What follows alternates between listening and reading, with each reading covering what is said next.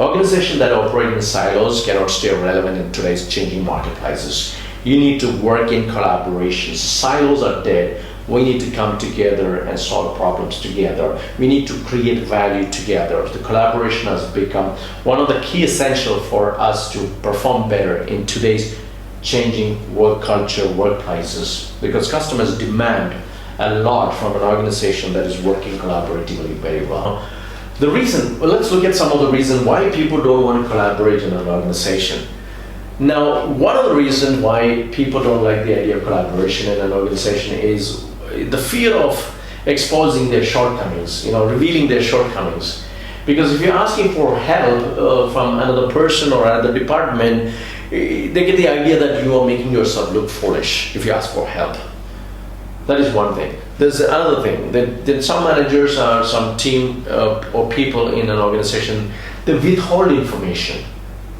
They know that knowledge is power, so to become powerful, or to keep themselves powerful, what they do, they don't share information. There is no free flow of information. They withhold information.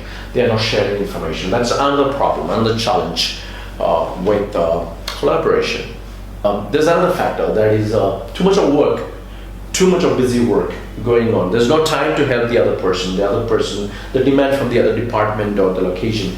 You don't have time to help them. And that could be another factor, that is another major factor for lack of collaboration in an organization. Too much work and no time to help other people. Then there is the search barrier issue that is also stopping people from collaborating.